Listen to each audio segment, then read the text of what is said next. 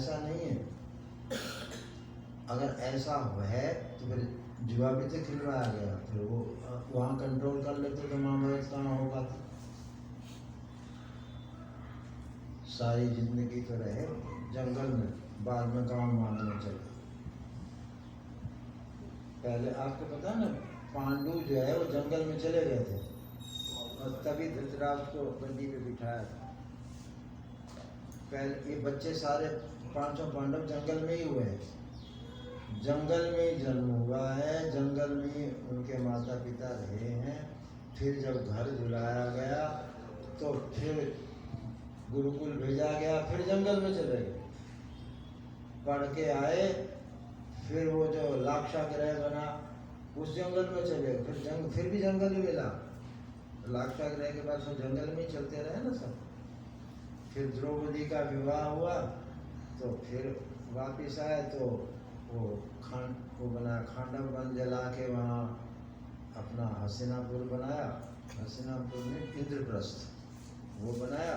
फिर जुए में वो हार गए, फिर जंगल में चले, फिर 13 वर्ष फिर जंगल। वो सारी 60-65 साल तो जंगल में बीत गया। अब 5 गांव मांगने चले, बताओ जी। अरे रहे जंगल में रहते, अपनी शेर जिंदगी काट लेते, काय को लड़ना मरना। जंगल में सारा तो जिंदगी तो उनकी बीत गई। और नहीं तो क्या आता, उनसे 5 गांव क्यों मांगने। वो है नहीं सुभद्रा के भाई, सुभद्रा अर्जुन की घरवाली थी नहीं, तो अर्जुन नहीं मांग सकते थे कृष्ण से 5 गांव दे दो द्वारका गुजरात में, इसमें क्या दिक्कत है, काहे को झगड़ा करना। द्रौपदी के पिता ही दे देते 5 गांव थे। उत्तरा के पिताजी कौन थे, विराट है? वो दे देते 5 गांव, तो वो भी दे सकते थे। द्रौपदी के पिता दे सकते थे, उत्तरा के पिता दे सकते थे, सुभद्रा के भाई दे सकते थे।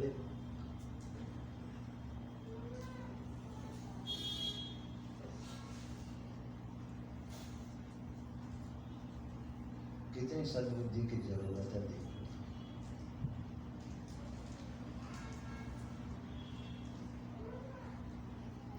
अपना अभिमान ढीला करो थोड़ा सा और मांगो भगवान से, अच्छी बुद्धि मांगो, अच्छा भाव मांगो, संयम मांगो। नहीं कर पाते हो, कमजोरी महसूस हो रही है तो मांगो, अनंत शक्ति से मांगो। कोई छोटी मोटी चीज से आप नहीं मांग रहे हो, शर्म वरम करने की कोई जरूरत नहीं है। और भगवान से संपर्क जुड़ रहा है, मांगो। मैं तो चाहता हूँ मैं सारी जिंदगी मांगता रहूँ, अगर उससे संपर्क जुड़ता है, अगर उसकी याद आती है तो मैं तो कहो सारा दिन यही काम करता रहूँ, मांगते ही रहूँ। मांगने के बहाने भगवान से की याद आ रही है, कितनी बड़ी बात है। वैसे तो याद कोई करता नहीं। सपने देखो तो वही संसार के, जागृत अवस्था देखो तो वही संसार। किसी तरह से मजबूरी में भगवान तुम्हें सुसुप्ति में डाल के आराम दे देते, नहीं तो वहाँ भी होता तो वहाँ भी तुम्हारा ही होगा।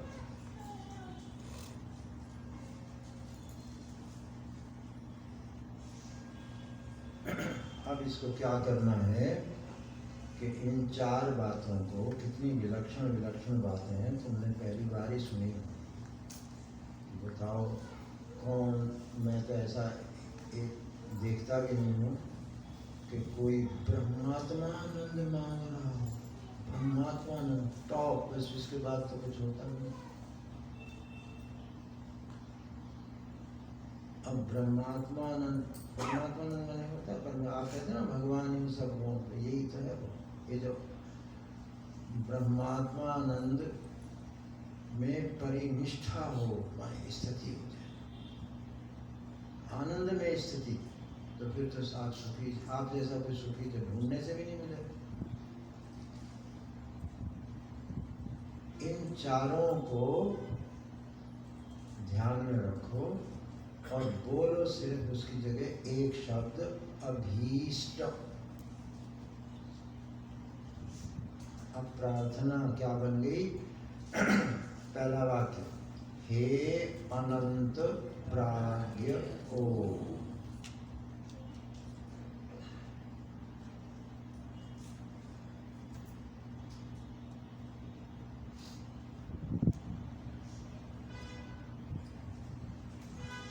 जब मैं चुप रहा तो तुम भी निर्विचार हो गए। अगला वाक्य सुनने के लिए शांत हो गया नहीं मन। आत्मनिरीक्षण इतना तीव्र होना चाहिए कि क्षण क्षण का पता लगना चाहिए कि मन में क्या आ रहा है।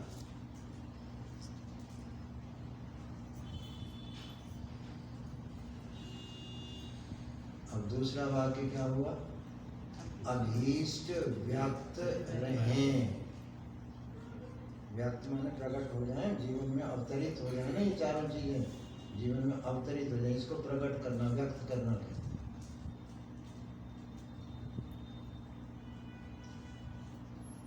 अगर मान लो तुम्हें लगता है कि कोई शब्द कठिन है तो सीख लो ना, मैं सिखा तो रहा हूं।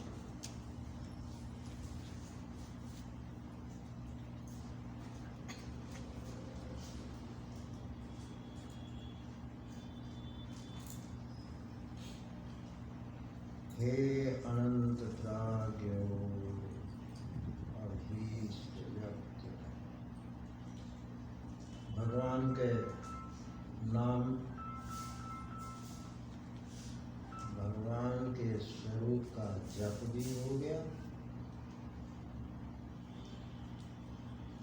अब जप क्यों जरूरी है बताऊं? सुबह से शाम तक, वर्षों तक तुम विषयों का जप करते हो। वही खाना, वही पीना, वही सोना, वही लड़ना, वही झगड़ना, उसी को दोहराते रहते हो, उबते ही नहीं है कोई। वही चीज सब रोज रोज वही वही जो रोज रोज वही, उबते ही नहीं आते। तो इतना जप चल चुका है, इसलिए थोड़ा सा भगवान जो है भूल गए हैं, उनको फिर से ताजा करने के लिए भगवान के स्वरूप क्या है उसका जप और प्रार्थना बार बार करने का, ये भी छोटी सी छोटी। हे एक शब्द, अनंत 3, 4 हो गए, प्राग्ञ 2 अक्षर, कितने हो गए? 6। ओम 1, 7 अक्षर कुल। देखो आप लोग अपने थोड़ा थोड़ा अपने भाग्य के वो एक बार देख के खुश तो हो जाओगे, वाह क्या कितना संक्षेप में काम हो गया। सूत्र में और प्रार्थना वो भी, उसमें कितने हैं? अभीष्ट में 3, व्यक्त में 2, 3 और 2 5, रहे में 2, 7। 7 अक्षर, शब्द नहीं, 7 अक्षर में प्रार्थना होगी। अब आप इसे सारा दिन कर सकते हैं।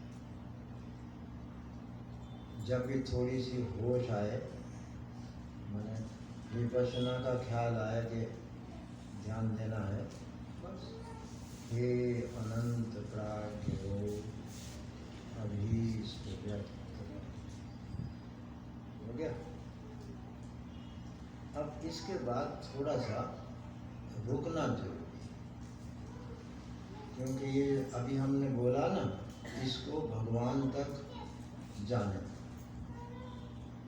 ये भगवान सामने है, तो मैं आपको पक्का बता रहा हूँ, गारंटी।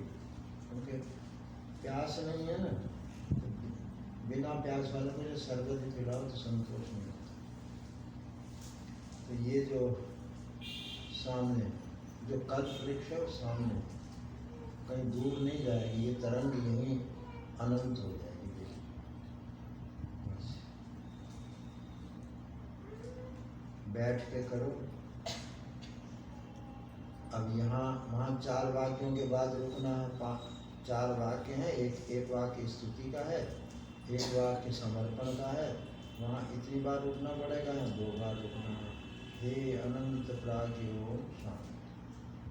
शांत माने गुमसुम नहीं, निर्विचार नहीं, सुषुप्ति की तरफ ध्यान दो। सुषुप्ति में जो शेष रहता है वो परमात्मा है।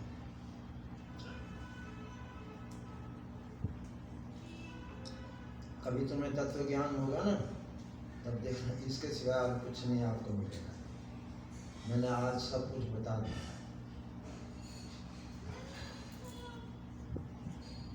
अब क्या करना है कि आदत तो खराब पड़ी हुई है सबकी, तो उसके लिए थोड़ा सा तप करना। तब क्या करना है, ये जो तुम्हारा सांस चल रहा है ना, इससे इसको जोड़ दो। सांस जा रहा है बाहर, अपना आप जा रहा है, आ रहा है, जा रहा है, आ रहा है, अपना भी आ रहा है। क्योंकि जो बनावटी चीज होती है ज्यादा दिन नहीं चलती, सहज ही चलती। अब इसे सहज करना। प्राण चल रहे हैं, इसके साथ पहला वाक्य बोलो जब सांस बाहर छूटे, हे अनंत प्राज्ञ। तो प्राण व्यवस्थित नहीं चले तो क्या करना, मनुस्मृति को याद करो। मनुस्मृति कहती है, धर्मशास्त्र कहता है कि जो मुंह से बोल के करोगे उससे 100 गुना फलदायक है मन से बोल के। आपने सुना ना 4 वाणियां होती हैं, परा, पशंति, मध्यमा, वैखरी, ऐसे सुना है। तो वैखरी वाणी से नहीं वो प्रार्थना करनी है, मध्यमा वाणी से प्रार्थना। मध्यमा वाणी माने मन से, तो 100 गुना फल। थोड़ा थोड़ा मुझे लालच वाले शब्द बोलने पड़ते हैं कि थोड़ा सा लालच में आ गई, कर लो, चलो। तो मन में बोलना है। जैसे सांस बाहर जाती रहेगी और आप मन में बोलते रहेंगे, हे अनंत प्राज्ञ। जैसे ओम आए ऐसे सांस बाहर निकल जाएगा, तुम उसे बाहर का बाहर ही रोक दो। मैं तुम्हारा विपश्यना सब इसमें मैंने सेट कर रखा।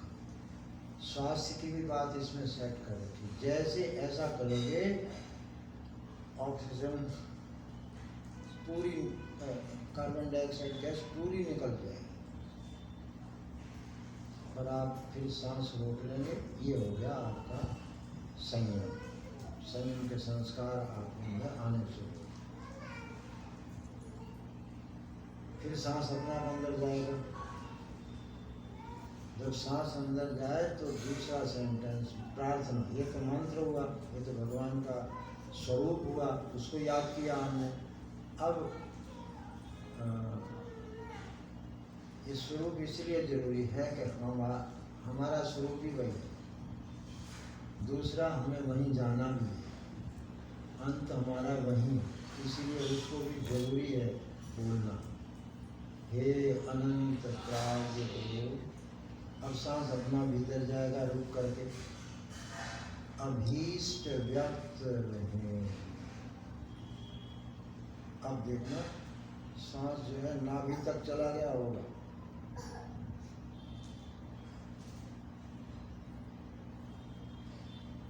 अब जाके स्वास्थ्य शास्त्रियों से पूछो कितना बढ़िया काम आपने कर दिया उनके हिसाब से।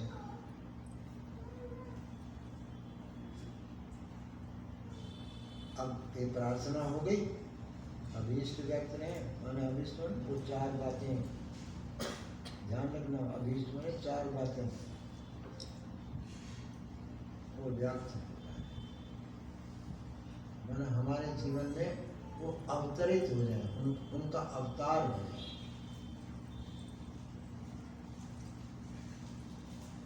अवतार माने होता है उतरना। भगवान आकार में उतरते हैं तो उसको अवतार। ऐसे ये ज्ञान की बातें हमारे जीवन में उतरनी चाहिए।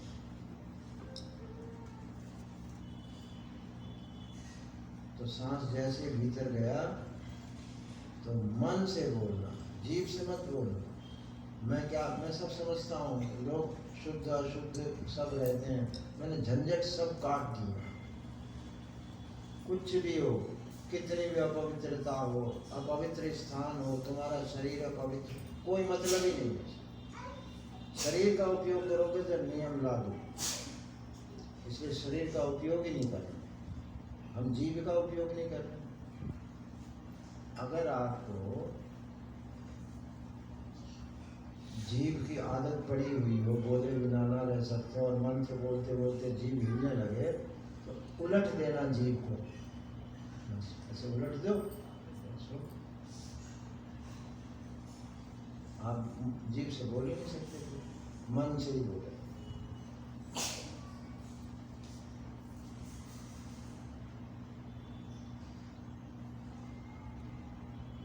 बस ये है। फिर थोड़ा सांस रोक लो, बस फिर बाहर आए तो हे अनंत प्राज्ञ हो, सांस रोक लो, अभीष्ट व्यक्त रहे, सांस रोक लो।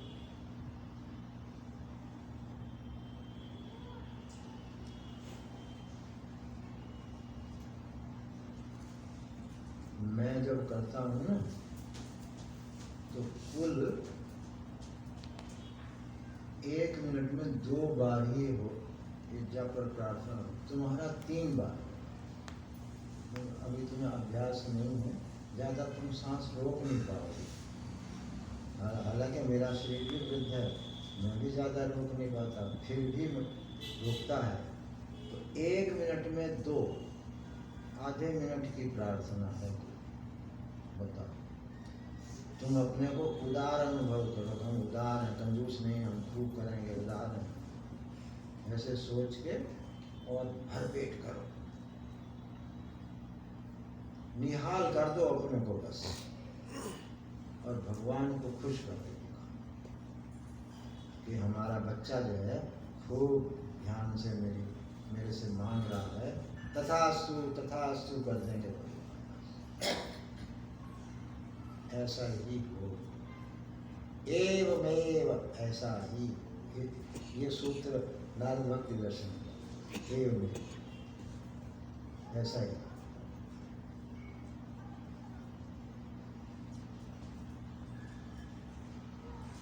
भगवान से कहलवा के दिखाओ तथास्तु, तब तो तुम जीव किस बात के, कम से कम भगवान से इतना तो कहलवा दो, भगवान से कहलवा दो तथास्तु, जो मांग रहे हो ठीक है, स्वीकार कर देंगे।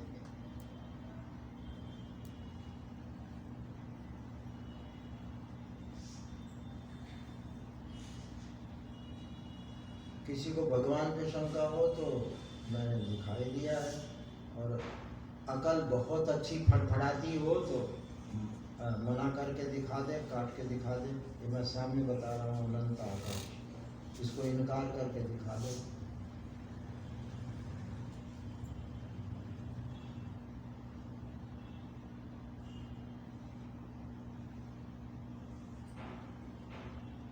तो ये हो गई बात पूरी। ये तुम्हें एक बढ़िया चीज मिल गई है, इसे सुरक्षित रखना, इसका तिरस्कार मत करना, इसका सेवन करना, इसका प्रयोग करना, इसमें आलस्य प्रमाद मत करना, और भरपेट करना, क्योंकि 1 मिनट में 3 बार। अब ये योग की युक्ति है कि जितना सांस कम लोगे उतनी आयु बढ़ेगी, संयम बढ़ेगा, शरीर में निरोगता आएगी। ये रूंगे की बात, लालच देने की बातें, होता है ऐसे ही, परंतु कोई शरीर में ज़्यादा आविष्ट होते हैं, आसक्ति बहुत होती है, तो उनके लिए थोड़ा सा ऐसा लालच दे दे, भाई तुम्हारा आयु बढ़ जाएगी, शरीर स्वस्थ रह जाएगा। परंतु हमने प्रार्थना में ही मांग लिया है कि हमारा जीवन सर्वथा स्वस्थ। बात ही खत्म। महाराज, इससे सुबह इसी को करने से कैसे भी ठंड पड़ रही हुए इसको बताया आपने, तो सर्दी गायब हो जाती है। वाह, आप इतनी महिमा तो कम से कम जानती है। आप लोग भी जरा इसको सुन के थोड़ा सा अपने अपने हिसाब से महिमा का अनुभव कर लो। बिल्कुल सर्दी नहीं रहती।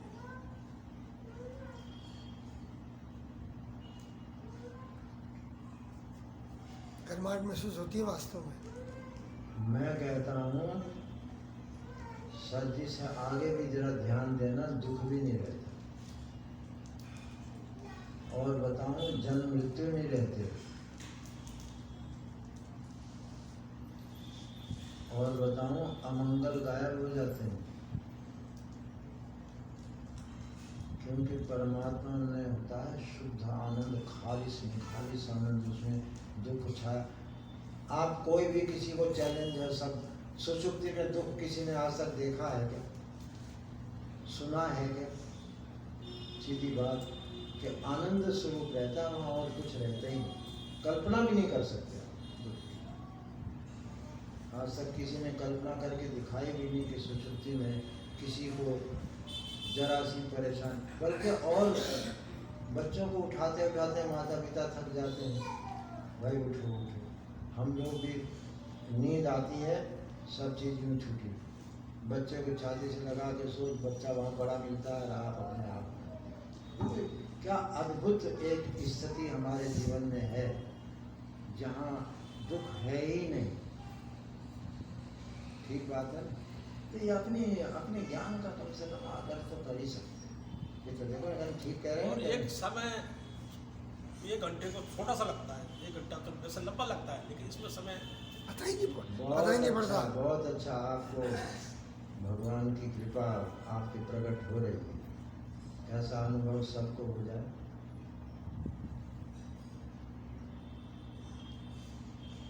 जो मैंने कहा है इसका साक्षात्कार करो, अनुभव करो कि दुख नहीं रहेंगे, कल्पना भी नहीं रहेगी, और बचा खुचा अगर कोई होगा तो मुस्कुराहट में चला जाएगा।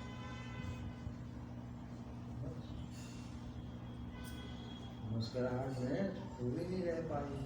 चारों ओर से हमने घेर लिया, इधर से प्रार्थना से, इधर प्राणायाम, सांस रोकने से, विपश्यना ध्यान सब आ गए।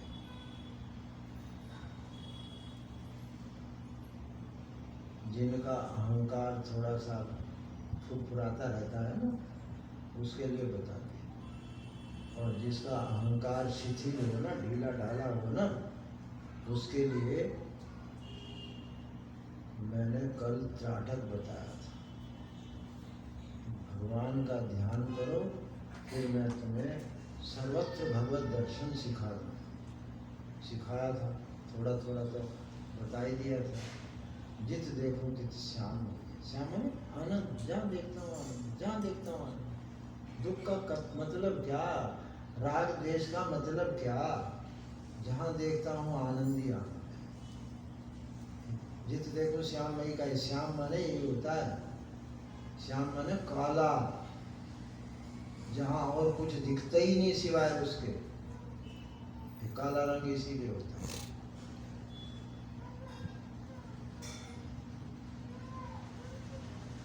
और विशेष तौर से ब्रह्मवेला में और ज्यादा। मुझे क्या पूछना हो तो पहले से रजिस्टर्ड है ये। मैंने बताया नहीं, 5 संधियां हैं जीवन की। उनमें वो तो हो गया दृष्टि सृष्टि के अनुसार चिंतन। हम लोग हैं दृष्टि सृष्टि वाले। तो अगर सृष्टि के अनुसार अपनी दृष्टि बनानी हो तो फिर ये है, पहली संधि है रात को 12 बजे जब PM से AM बदल, वो संधि। क्योंकि संधि कालों में ही शास्त्रों में है संध्या वंदन करना चाहिए। तो अगर आपको सृष्टि दृष्टि के अनुसार चलना है तो उनकी मान लो, और दृष्टि सृष्टि के अनुसार मानना है तो हमारी बात मान लो। आपको तो सिर्फ चलना है, मेहनत तो आप करते नहीं हो, खुद तो खोजते नहीं हो, हमको खोजनी पड़ती है। मनन कहते हैं इसको। हम इस पर ज़्यादा बड़ा कुछ नहीं कर रहे। हम मनन करते हैं तो मनन नहीं करते, बस इतना ही फर्क है। मनन ऐसी चीज, ऐसी युक्ति है जो खान है, नीचे से नए नए हीरे निकाल के लाते।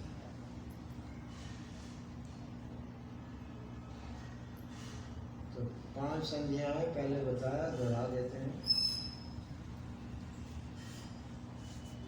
रात को 12 बजे का जो समय है वो माना जाता है 11:30 से 12:30। वो संधि काल है, उस समय अच्छा काम करना चाहिए। और उस समय तुम सोते रहते हो, तो सोने से पहले यही कल्पना करके सो हम अपने भगवान में अब जाए, भगवान के स्वरूप में जाए, अपने स्वरूप में जाए।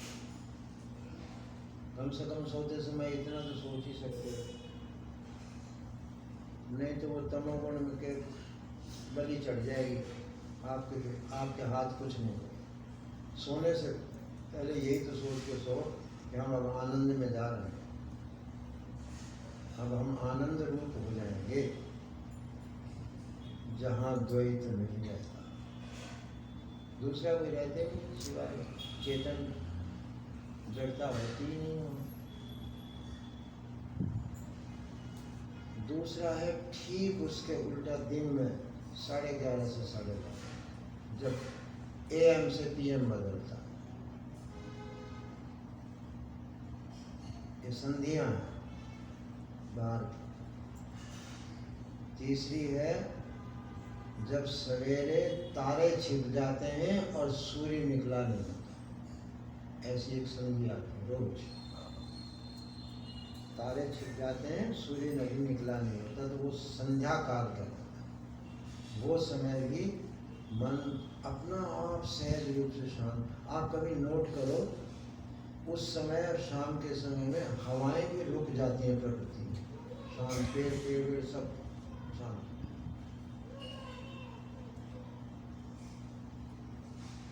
ऐसा ही शाम को होता है जब सूरज छिप जाता है और तारे निकले नहीं, वो संधि।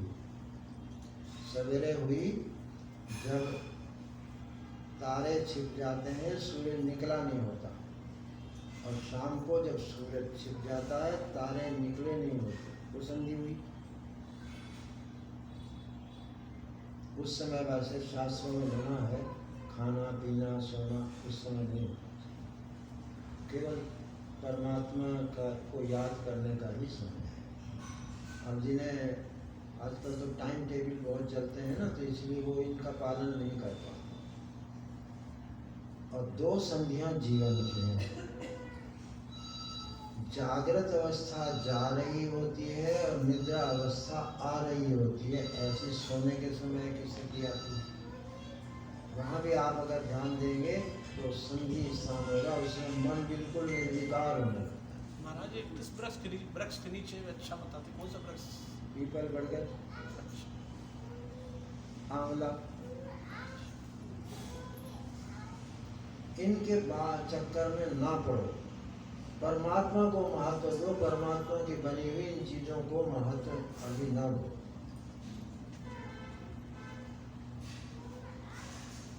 सारे अमंगल नष्ट हो जाते हैं, सारी संधियां बन जाती हैं अगर आप परमात्मा को याद करते हैं।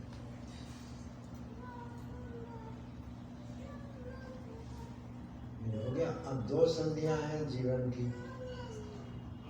जब रात को सोने से पहले जागृत अवस्था अब जाने वाला है और निद्रा अवस्था आने वाला है। उस समय आप कोई प्रार्थना करके सो दो। सोते समय लेट के कर सकते हैं? आप लेटे लेटे करती रहो। मैं तुम्हें नियम नहीं बता देखो, मैं तुम्हारे शरीर का कोई नियम नहीं बताया। मैंने ये नहीं कहा कि आसन बिल्कुल पद्मासन लगा के बैठ जाओ, ये कुछ नहीं। हमने सारी चीज मानसिक बताई है, शारीरिक को तो मैंने शरीर का तो उपयोग करना बताया ही नहीं।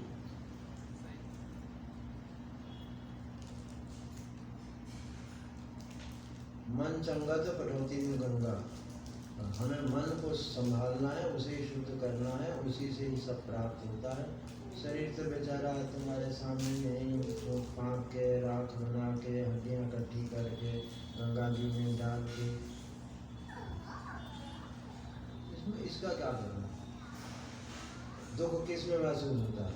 मन में। तन का दुख भी मालूम होता है। ये भजन भी तो है, क्या मन माजता रे, तन माजता रे। आखिर मिट्टी तन को स्वस्थ रखो बस, और इससे ज्यादा कुछ मत करो।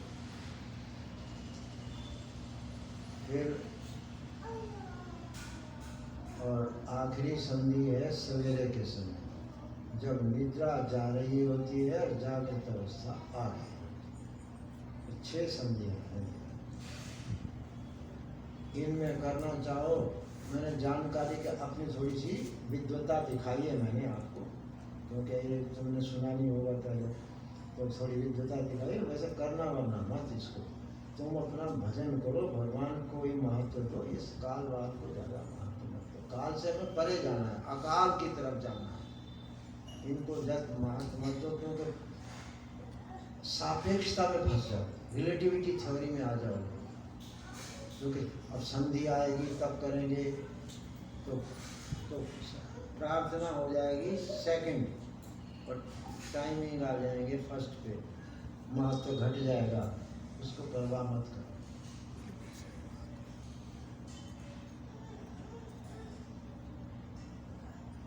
जो समय अनुकूल हो उस समय करो। अनुकूल क्या हो, अनुकूल बना लो ना। अपने आप जाएगी भी तो चलता नहीं। अच्छा ऐसा करो, भाजपा मैं थोड़ा सा चेक करता हूँ लोगों को, इतनी देर में एक प्रार्थना हो जाएगी। इतना गजब हो गया, मैं तो कृतज्ञ हूँ उस परमात्मा का जिसने मुझे ये युक्ति दी। मैंने कोई देर ही नहीं, अभी हो जाए। अब जैसे मैं चुप हो जाता हूँ थोड़ी देर,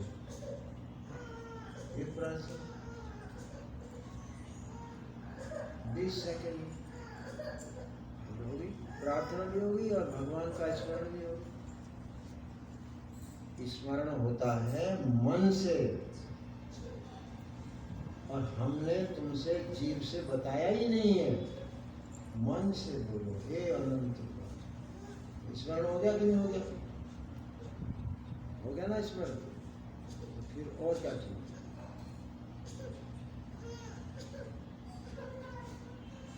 हे अनंत प्राण, कितना अंतःकरण शुद्ध हो गया। अनंत में कोई गंदगी होती ही नहीं। समुद्र आज तक कभी किसी ने सुना सड़ गया? और वो तो समुद्र नहीं, महासमुद्र है, अनंत है। हमारा मन तो एक सेकंड में शुद्ध बुद्ध मुक्त हो जाता है। मुक्त भी, मुक्ति में बंधन है ही नहीं, मुक्त।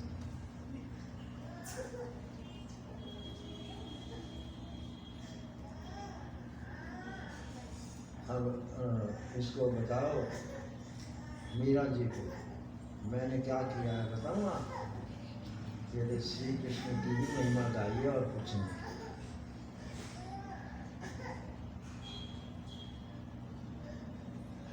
कैसे उसको याद करना है, अपने प्रियतम को कैसे याद करना है।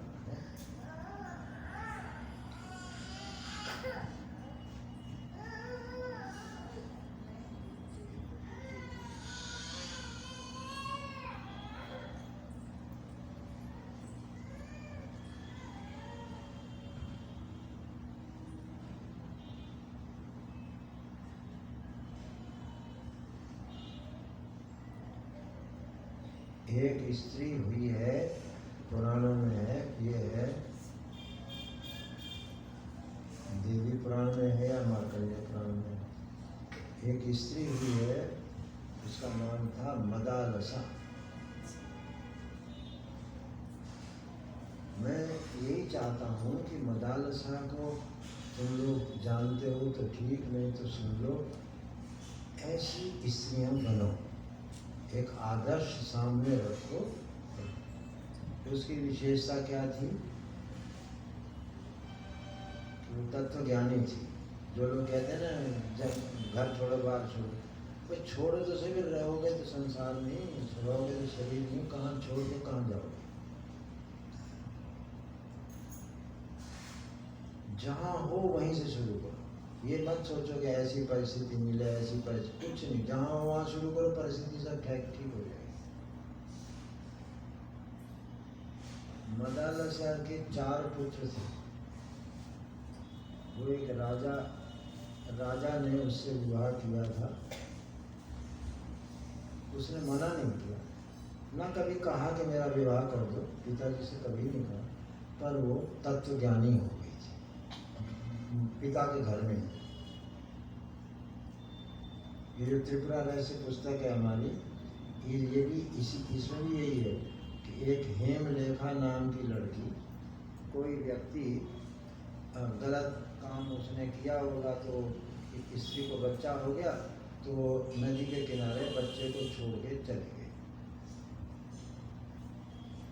तो वहाँ एक तमगण ऋषि रोज स्नान संध्या वंदन करने रोज जाते थे। तो देखा कि एक बच्ची पड़ी हुई रो रही है।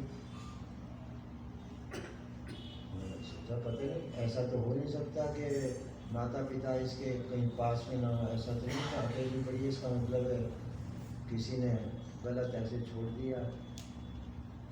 तो खैर उन्होंने उसको उठा दिया, उठा के जहाँ उनकी कुटिया थी उसी के पास एक गांव था, तो वहाँ अपने किसी भगत माता को कहा इसको पालो। उस लड़की को उस ऋषि ने तत्वज्ञानी बना दिया। बड़ा तेज था उसके चेहरे पे। तो उस देश का राजा उधर को शिकार खेलने के लिए आया, तो वो लड़की पर निगाह पड़ गई उसकी। उसने कहा ऐसी दिव्य लड़की हम जंगल में। तो वो उधर को आ गया। उसने लड़की से कहा कि तुम कौन हो, तुम्हारे माता पिता कहाँ हैं, क्या तुम मुझसे विवाह कर सकती हो? उसने कहा मेरे पिताजी आने वाले हैं, उनसे बात करो। तो ऋषि आए, उन्होंने कहा कि ये बेटी हमें पसंद है आपकी, आप यदि चाहें तो विवाह के लिए ले आइए। तो उन्होंने कहा मुझे कुछ नहीं, इनसे लड़की से पूछ के जानना चाहे तो मुझे कुछ। देखो कितनी असंगता है। ये है प्रैक्टिकल वेदांत। लड़की ने कहा ठीक है पिताजी, मैं आपका इशारा समझ गई हूँ, मैं जा रही हूँ। आगे उसने अपने उस राजकुमार ने अपने पिता से, भाई से घर में चर्चा की। उन्होंने कहा ठीक है, तुम्हें अगर पसंद है तो हम विवाह कर देते हैं। विधिवत विवाह हो गया। और विवाह हो गए, लोग मेरा वो थाईलैंड वाईलैंड जाते हैं ना जैसे, तो वो घूमने फिरते लगे। 8 दिन हो गए, वो लड़की ने कहीं भी इंटरेस्ट नहीं ली, क्योंकि वो तो भीतर से असंग थी, ज्ञानी थी। उसे क्या मतलब इन चीज़ों से? वो तो वही तो अच्छा सुख मान रहे हैं, तो अपना घूम फिर रहे हैं। उसको तो कुछ सुख, उसने कहा सुख तो यहाँ है, वहाँ बाहर कहाँ रखा है सुख? आपने कभी कोई बढ़िया से बढ़िया दवाई पर लिखा देखा है सुख इतने मिलीग्राम? इसका मतलब सुख तो होता ही नहीं है।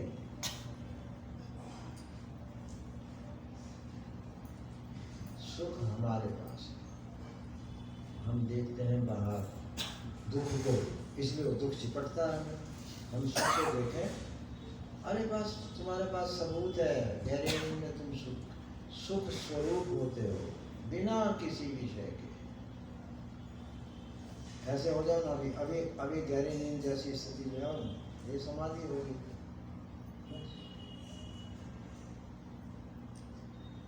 जब राग द्वेष झगड़ा कुछ भी हो, तुरंत अपने स्वरूप में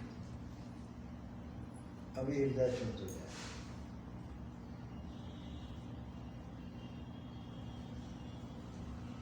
तो मजबूर होके राजकुमार को पूछना पड़ा कि तुम किस में खोई रहती हो? क्या तुम इंटरेस्ट नहीं लेती हो किसी में? हम लोग इतना खाते पीते सब घूमते फिरते हैं, तुम कभी भी नहीं खुश दिखाई देती, ऐसी एक रस गंभीर सी रहती हो, तो मजा नहीं आता था। वो बोलती नहीं थी, चुप। एक दिन उसने जिद कर ली राजकुमार ने कि आज तो मैं तुमसे पूछ के रहूँगा, क्या बात है, तुम चुप क्यों रही? बोले मैं बिजी हूँ थोड़ी सी, मैं सोचती रहती हूँ कि सुख है क्या इन चीज़ों में, और मैं ढूंढती रहती हूँ कि कहाँ सुख है। बोले बेवकूफ़ कहीं, अरे सही इन सब चीज़ों में सुख ही क्या है, तो क्या ढूंढती रहती है? तो तब उसने तर्क किया कि फिर आप थोड़ी देर में हट क्यों जाते हो सुख है तो? अभी मान लो हम लड्डू खा रहे हैं, मजा आ रहा है, फिर थोड़ी देर में छोड़ कर देते सुखद चिपटे रहो ना फिर उससे। खाते रहो।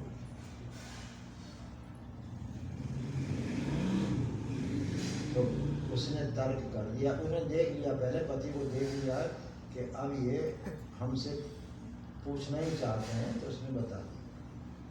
ओहो, पति को इतनी इंसल्ट महसूस हुई कि छोकरी, जंगल की छोकरी है, और ये इसने मुझे, मेरे दिमाग को ठप कर दिया, मैं जवाब भी नहीं दे पा रहा, ये क्या है।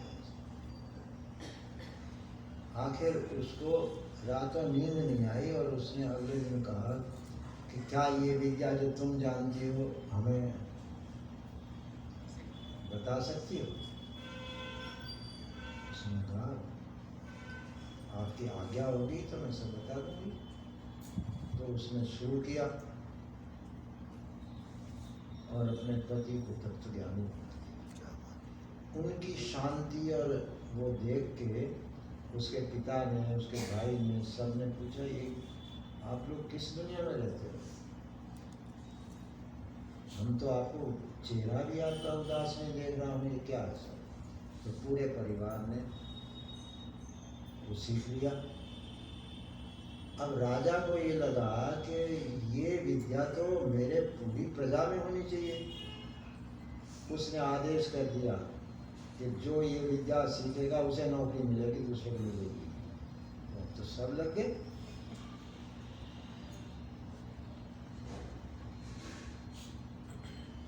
और बिजनेसमैन भी लग गए सब। पूरा राज्य जो है वो तत्वज्ञानी है। तो कथा ऐसी है कि जब उस राज्य में सनत सनंदन सनातन सनत कुमार घूमते घूमते गए तो उन्होंने देखा कि जैसे उस राज्य में तो पेड़ पर बैठे हुए तोता मैना भी ब्रह्म चिंतन ही कर चर्चा कर रहे थे। ये कैसा राज्य। त्रिपुरा रेस में ये कथा शाक्त दर्शन की, मैंने कश्मीर शाक्त दर्शन की कथा ये दी। और पुराणों में ये कथा दी हुई है कि एक स्त्री, एक लड़की थी, उसका नाम मदालसा था। उसे भी ऐसी ही कोई राजा विवाह करके लाया था। तो उसने क्या किया कि जैसे उससे पहला बच्चा हुआ तो उसकी लोरी सुन लो। शुद्धोसी बुद्धोसी निरंजनोसी संसार माया परिवर्जितोसी संसार स्वप्नम त्यज मोह निद्रा मदालसा उवाच। ये लोरी है, माँ की लोरी। ये झुंझुना और बंदर आया फलाना हुआ, ये नहीं है सब। ये यहाँ उड़ाने बच्चों के साथ अभी तक सुनाते हैं।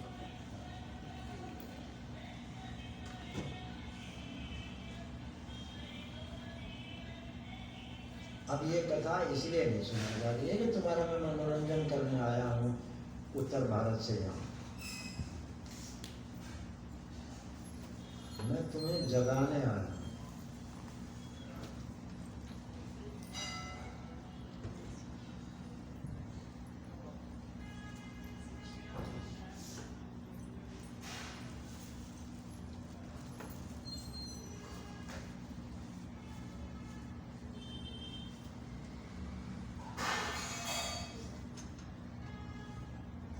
यानम क्षितौ यानगतश्च देहो।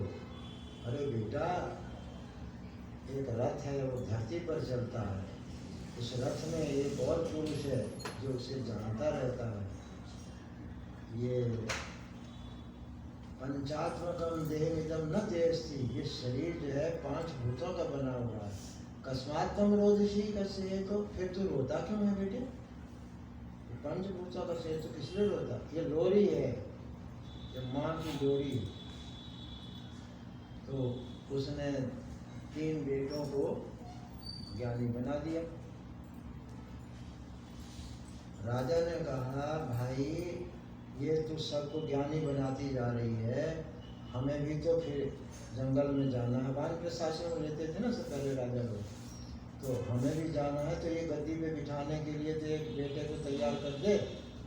राजनीति की शिक्षा तो नहीं देती, तो किसी एक को तो दे दे। तो जैसे आपकी आपकी तो अब 4था बेटा हुआ तो उसे राजनीति की शिक्षा उसने दी। तो उसको फिर जब बड़ा हुआ वो उसे सौंप के दोनों चले गए वन में। ठीक ऐसी कथाएं हैं पुराणों में प्रेरणा लेने के लिए। अब आप लोग तो इंदिरा और महेश्वरी वगैरह मोटिवेशनल आप सुनते हो, तो ये मोटिवेशनल जो पड़ी हुई है हमारे यहाँ उनको क्यों सुनो, इससे प्रेरणा लेते ही नहीं है कोई।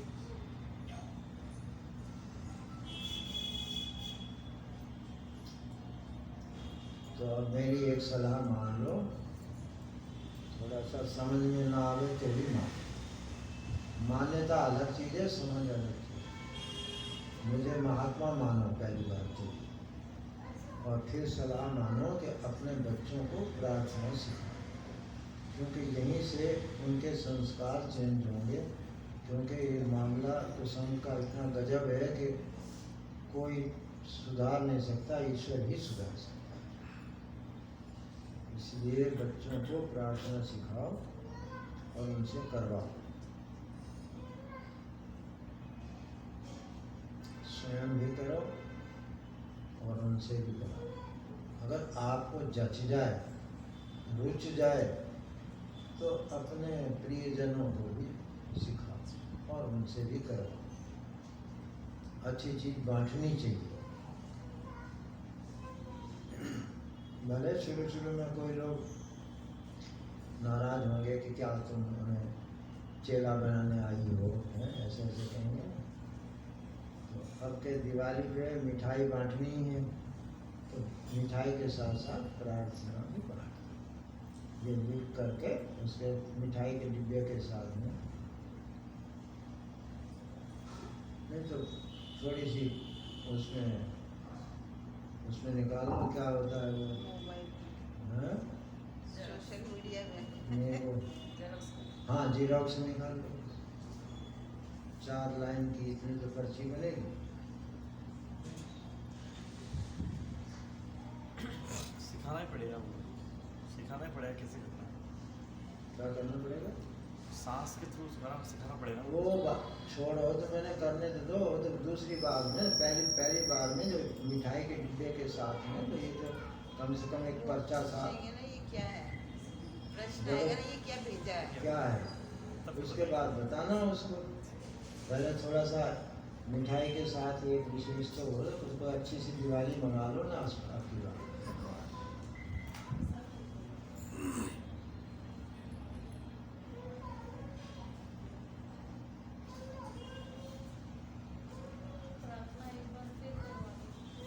हाँ मैं बिल्कुल बिल्कुल बिल्कुल बिल्कुल। आज मैंने घड़ी जो है अपने पास रख रखी है।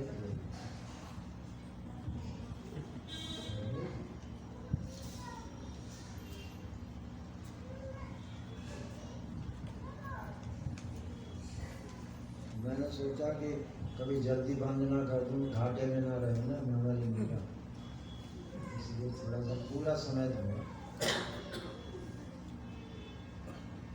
और प्रश्न कर लो, अभी 10 मिनट हैं।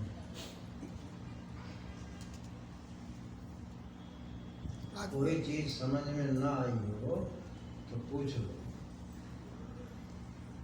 परंतु पूछेगा भी वही जिसे गर्ज होगी। अब कोई वैसे टाइम पास करने आए हों तो क्यों पूछेगा?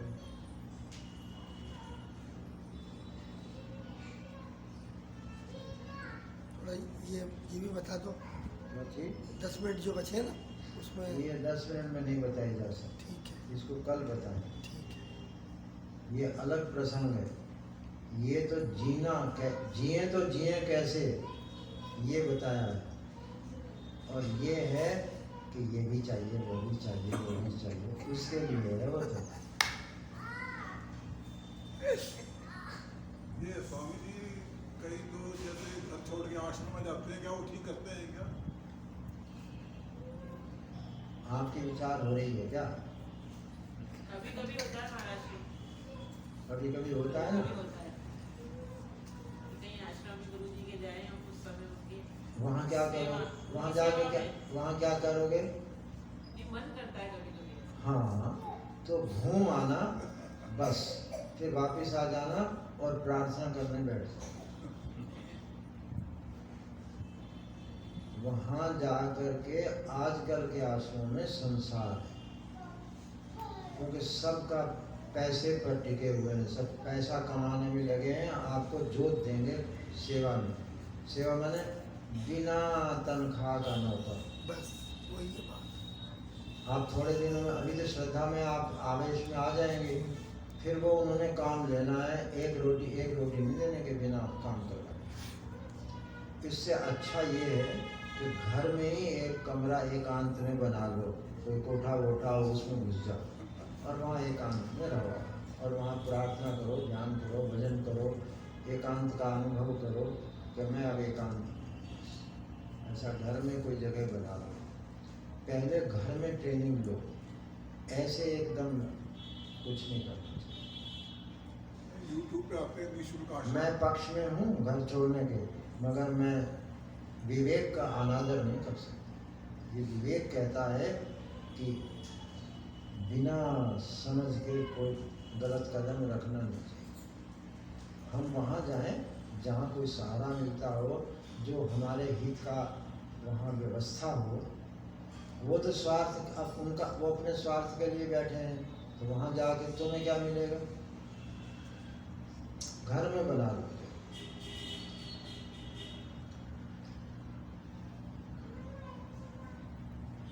मैंने सब आश्रम सब घूम रखे हैं, वहाँ जाते ही आपको ज्ञान से कर्म में लगा देंगे, भक्ति से कर्म में लगा देंगे। वो यही कहेंगे, देखो मैं सुनाता हूँ। मैं स्वामी अखंडानंद जी का शिष्य हूँ। मैं उनके पास अपनी नौकरी छोड़ के, मैं टेलीफोन में सर्विस करता था, नौकरी छोड़ के, अच्छा नौकरी क्यों छोड़ी उसमें, मैं पहले छुट्टी ले करके मेडिकल सर्टिफिकेट दे करके छुट्टी ले ली और मैं उनके पास बम्बई में चला गया। उन्होंने मुझे ये कहा, मुझे एक महात्मा ने कहा कि स्वामी जी का शरीर 2 साल से ज़्यादा नहीं रहेगा। मैंने उनका मार्केश आ रहा है, वो अब नहीं रहेंगे। तो मैंने ये बात अपने गुरु जी से कही कि चक्र जी ऐसा कह रहे हैं।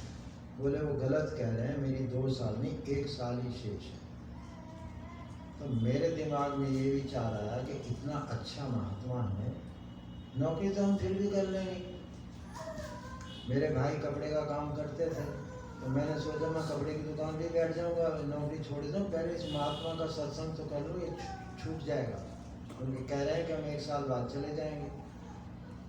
तो मैंने नौकरी का त्याग पत्र दे दिया। मुझे बहुत समझाया गया कि हम तुम्हें हल्की से हल्का काम देंगे, तुम जितना भजन करना चाहो, तुम्हें जोशी मठ भेज देंगे, तुम कहो वहाँ ट्रांसफ़र कर दें।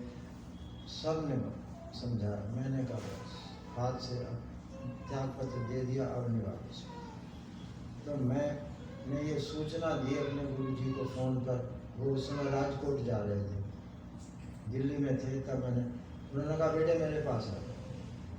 मैं वहाँ चला गया उनके पास। अब वो 1-2 साल तो झूठे निकल गए, 75 साल की आयु तक रहे। वहाँ देखा तो राग द्वेष थे।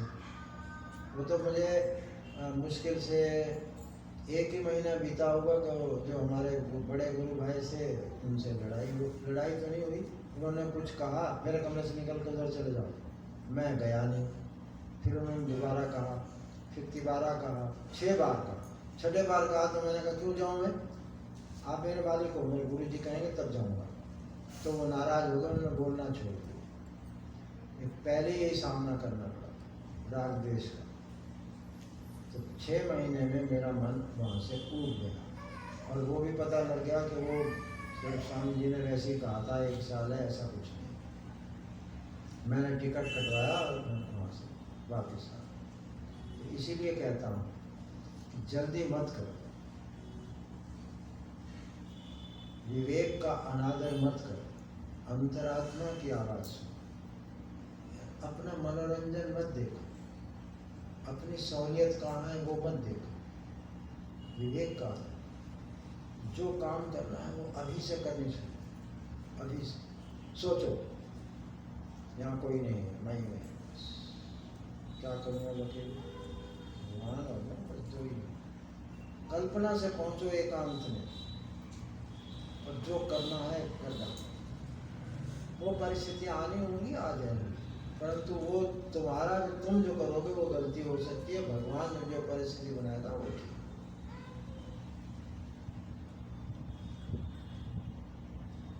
और इस समय तो मैं तो कहीं देखता नहीं हूँ।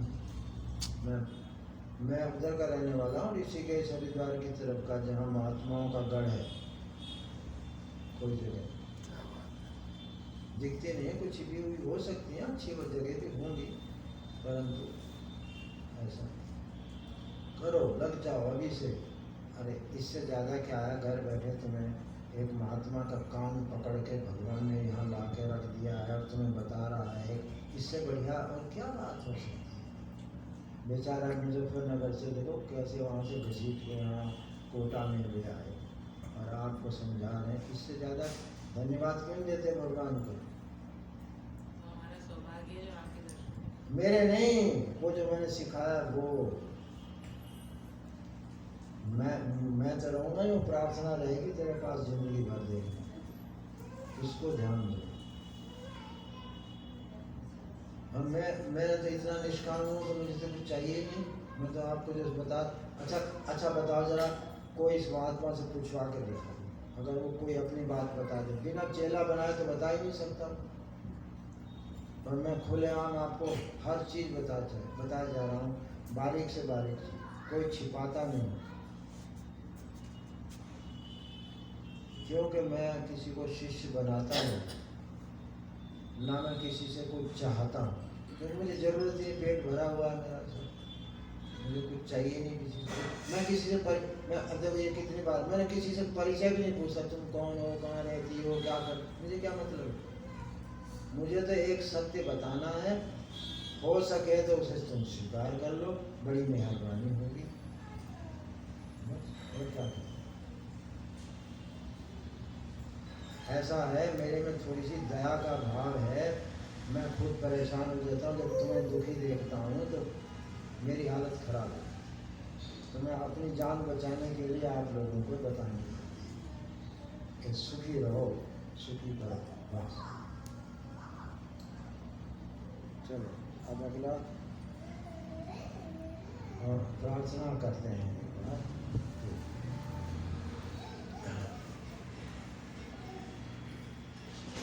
मैं कराऊं या मुझे नहीं सिखाई हो, तुम खुद करके दिखाओगे। बस सांस बाहर जाए, हे अनंत प्राज्ञ हो।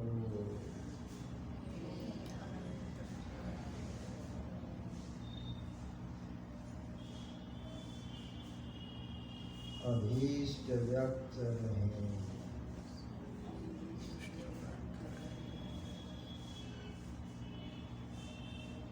इसको आप सांस के साथ मुंह से मत बोलना, मन से बोलो। करो 1 मिनट में 3 बार करो।